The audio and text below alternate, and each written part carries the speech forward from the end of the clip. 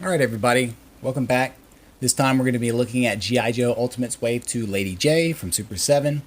This is the figure I've been looking most forward to in this wave.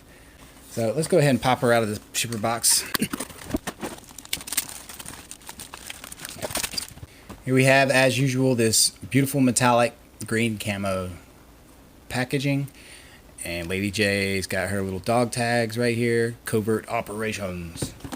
Looks wonderful, but we're not going to keep her in here. So let's do a slip reveal. Ooh, I'm anxious. Alright. I don't hate it. But it's the same issue with Flint. We are a bit too glossy on the face. The forearms are not really that glossy on her, so I don't know why. It's just the face. But the face sculpt is very unique. It doesn't quite look like her from the show, but I like it. There's something, I really like this sculpt.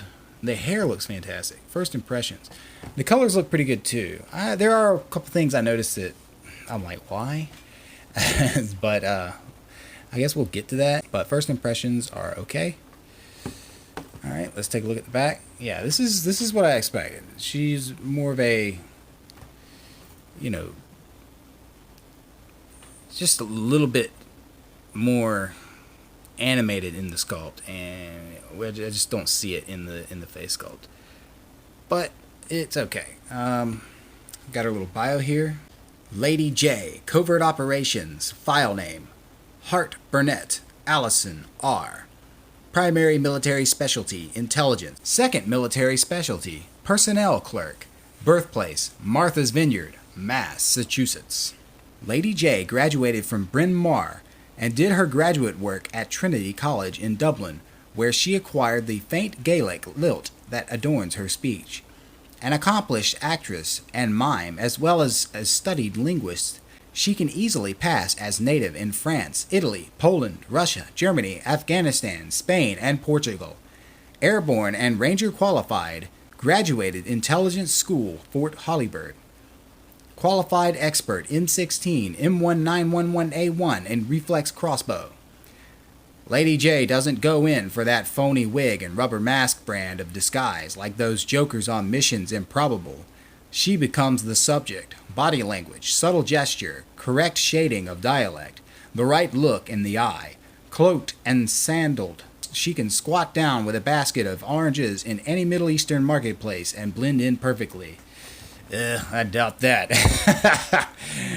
Okay.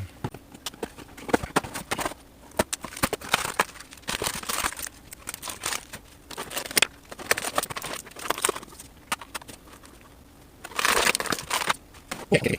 All right, Lady Jaye, got some, got a lot going on here, lady. All right, well, she comes with this quiver attached to her in the package. You're gonna have to probably take her head off to get it off.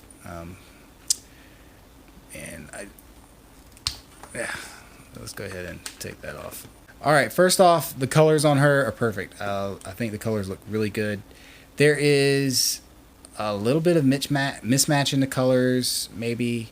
This color is a little bit of a darker shade, maybe because of the shading, than the actual shirt. And the shoulders don't seem to match the body too well. But I don't know. I don't think it looks terrible. The skin color from the neck to the face is off a little bit, but it's not as bad as Flint's. And they give her a nice, I don't know, she's got a nice little blush there on the cheeks, and her lipstick is painted nice and cleanly. Her eyebrows are painted very well. Her eyes are painted very well. The hair isn't perfectly painted, but there's just something about it that it just really looks good. Like, the sculpt on the hair is fantastic, and it's very Lady Jaye. Other than the face, there's not a lot of paint apps on her. There's no paint apps on the boots, except for maybe they're painted brown. These buckles are painted silver, and there's a little loop right here from her bandolier that's painted silver. And then she's got this little knife in this little scabbard here. This little emblem is tampoed on the side. That looks okay. It's nice and clean. And other than that, there are no other paint apps on her except for some light shading around this collar and this upper forearm. Upper forearm here is off a little bit compared to the skin color of the forearms, and it's not painted very well. You can sort of see the bleed through from the green of the plastic. I don't really like that. They kind of get lazy around these points, and I just don't understand why. But that face looks pretty good. It is a tad glossy, but I feel like there's enough makeup on the figure, so to speak, to where it's not so prominent that it's distracting, but it is still glossy, and I'm sure it's coming through like that. Let's take a look at her articulation, see what's going on here. Of course, her head, there's not a lot of side to side and not a lot of up and down. I don't know why they can't do that right. She has the same body articulation as Baroness. She has the waist bobble, which is a little bit better, and then this twist bobble at the top, and it's not as loose as Baroness, but is still kind of wonky. She has her upper arms, which do not go too far. That's about as high up as they go, so that's kind of strange. And of course they go up and down. She has the upper arm cuts, and then the bicep swivel and twist. So this twist and hinged, as well as the wrist articulation is hinged and twisting. A little bit wobbly. Now, I don't understand this leg articulation, because right away from the front, it's nothing like Baroness and it's nothing like Flint. So for some reason, they cut the plastic from the leg so that you could see this inner ball pretty much from the front. And that's kind of distracting. I don't like that. I don't know what their intention is. Maybe it was to get her to move further. But even with that, she still can't get her legs up to a 90 degree. She could sort of sit, but not quite. So I don't know what their intention with that was, other than, she's a thicker girl, I guess. Other than that, like, they splay out pretty good. They twist. She can't get quite a 90 on the legs. So she but she doesn't have too bad of bowed leg syndrome like Flint did, where Flint's were twisted in all the way like that. There is a boot cut. And then, of course, the hinge and pivot, which I love the rocker ankles on these figures. They look pretty good. The second wave especially. So articulation's decent with her. There are some aesthetic choices I don't quite understand. But, I'm not on their engineering team. I can't read their minds. I don't know what they were going for. But she doesn't stand too well. I don't know why. She's not particularly top heavy. Takes a little bit of effort to get her to stand. I guess because she has smaller feet than, like, say, Duke or Flint or Destro. But yeah, see, she just wants to fall over for no reason. She just doesn't have those giant feet that she needs. But she looks great. I'm really happy with the way she looks. Probably being a little bit biased, but I do like this character. Of course, she has this quiver that was attached to her in the package.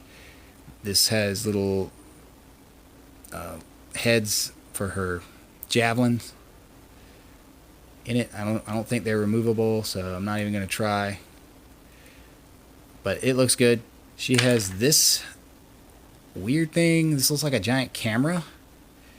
I don't know for sure. Maybe this is episode specific. But the band is firm, so I don't know what they were thinking with that. I don't know. I don't even know what this is, other than it looks like a camera. But it's got this shoulder holster, so I guess it would be like on her shoulder or something. I don't even know. It doesn't even like fit on her shoulder. So I'm not exactly sure what the intention of this is. She has a water flask, which has a peg in it, so it can attach to the back of her belt. I'm glad that they did not glue that into place. So that's an option. You don't have to have that on there. It looks good on there. So that's pretty good. Probably just keep that like that. She has 2 alternate heads. Just like Duke and Flint, she has the headphone head so that she can talk on the intercom or talk over the radio if she's flying. My only concern is, like with Flint, is this little mouthpiece is very thin and flimsy, and I can see it breaking off. The sculpt of the headphones is pretty bad. The paint of the strap going around the head is very sloppy. It's bleeding into the hair, and it's just really bad. It's just really bad. The face looks good on it, though. And this head, I'm not even sure. I guess it's sort of a semi-open head, but this looks like the same exact head sculpt, but it's not. There is a slight mouth gape there so that you can see her teeth. There's a little thin white paint line where you'd see her teeth. I don't think that's drastic enough for a head sculpt. I feel like they didn't even try with this head. I feel like this is more of a head that I would have liked to have seen, or an excited head. This is a very regular character. She's in the show a lot, and she has a lot of different facial expressions. I feel like they could have did so many other options than just those 2 heads. She has the rifle that a lot of the other Joes have. For some reason, I don't know if it's the design or what, but that barrel just always kind of tilts upwards. She has this thing. I don't know what this is. Looks like a type of rocket launcher. I think this missile goes in here like this. So I guess it's sort of like a javelin launcher, sort of like, I don't know. It's interesting. It's weird. It's kind of flimsy. I can see myself breaking this. So I'm probably never going to use that. As mentioned before, she has this little knife that was in the scabbard in the packaging. It looks pretty good. Now, where Lady Jaye shines is her spears and javelins. She had so many different spears and javelins in the show that they warranted making a plethora of different variants. So here we have a spearless bow staff. It's got a hole in the front so that you can plug in any of the javelin heads that the figure comes with, and she comes with a lot. Then we have this javelin, which has wings on it, so I guess this is like a little rocket propelled javelin that she throws, and it flies wherever she wants it. And then a standard javelin with the spear on the top, which they all look pretty decent. She comes with this rocket fired javelin tip. I'm not exactly sure. I guess this is supposed to emulate a rocket firing from the javelin, or the javelin firing something. So that's pretty cool. I will say this, be careful when swapping out these heads, as these little fins are very flimsy, but they're pliable. But I can see if you put it in, you accidentally bend it or drop it, it could break off. So keep that in mind. She has this Star Wars-esque javelin tip, this hooked javelin tip, this spear-headed javelin tip. This one looks like it has little rockets on the front. This one's got even more little rockets on the front. This one looks like it's going to be for catching whales. And then she has this one with a rope attached to it. And then this one with a rope attached to it. Are these necessary? Absolutely not. I get it, but that's overkill. I believe the 2 regular javelins are enough. And maybe this with 2 or 3 options was enough, but they really went and blown it out the park. But you've got options if you want options. They're there. There are plenty of them. But as I mentioned, be careful. You might break those tips on those javelins. And then she comes with 6 alternate hands. She has 2 open hands. And Lady Jaye has very large hands. She has 2 javelin gripping hands. For some reason, only 1 trigger finger, and then a grasping hand, and of course the 2 fists attached to her in the package. So let's see if we can equip her up. We'll put her little quiver on her back. That looks good. I'm going to give her toothy face.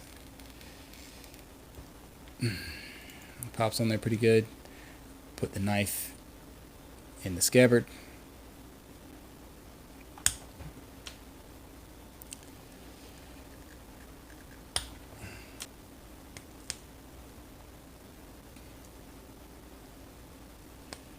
This is something else to keep in mind. This javelin is only going to be able to go this far in her hand. You might be able to finagle this tip over it, but because of these fins, you're not going to be able to get this in her hand appropriately. So this one's kind of useless. Her standard javelin or the accessorized javelin are the two that would work the best, and it slides in her hand very well. And it looks pretty good. Like, I gotta say, she can articulate just enough to where it's an effective, like, look. I like it.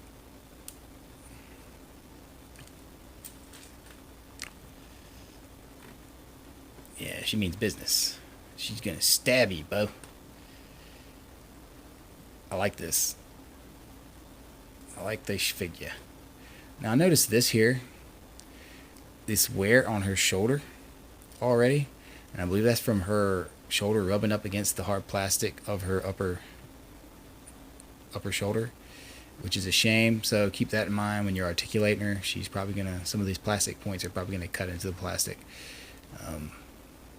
But other than that, I think she looks great. I'm very happy with this figure. Aside from some minor issues, I feel like she takes the cake in the wave. I believe it's her, followed by Destro, and then Flint and Baroness is just, in my opinion, hot garbage. I'm so disappointed in the Baroness figure, but I didn't have high hopes for that variant anyway. I love this Lady Jaye. I can't wait to get Scarlet. As far as her trigger finger is concerned, the hands are nice and pliable on these figures, so she can hold that pretty good. So you can also hold this little rocket launching contraption very well. Anyway, I feel like if they can get these figures closer to the final product that Lady Jaye here represents, I'd be a lot more happier with this line. I really like Destro. I like Lady Jaye. Flint's okay. Baroness sucks. It goes back to wave one where it was hit and miss. Duke was good. The Bat was good. Snake Eyes was like just too plain, and then Cobra Commander was a huge disappointment in my mind as far as what was delivered. This has been an unboxing and review of G.I. Joe Ultimates Wave 2 Lady Jaye from Super7. I'm UR Supreme Toys. Thank you so much for watching.